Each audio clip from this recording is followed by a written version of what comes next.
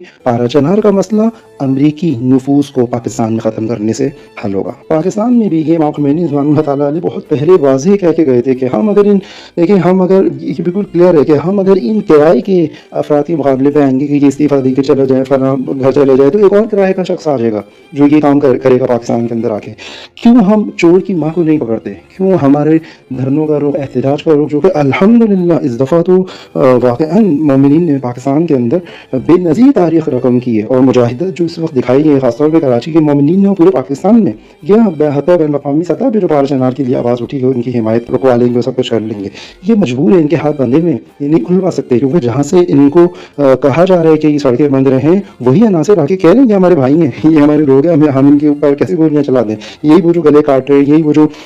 बच्चे ज़िबा कर रहे हैं, यही इनके लिए कह रहे हैं कि हमारे भाई नहीं हैं। कि इनको भाई किसने बनाया है? ये उसी इमदाद ने भाई बनाया है इनको, इनका जहाँ से इनके घर चल रहे हैं, जहाँ से इनकी रोटी रोज़ी चल रही है, इसलिए कह रहे हैं कि ये हमारे भाई हैं। ना समझे हम कि इनके कोई निस्बी भाई हैं, ये इनके कोई इक़्तिसादी भाई हैं इनके वो, क्योंकि इनकी अपनी इक़्तिसाद हो जाएगी अगर उन्होंने पारा चनार का रास्ता खुलवा दिया जिसका किराया ये वसूल कर चुके हैं, तो ये कभी भी नहीं उसको खुलवाएंगे।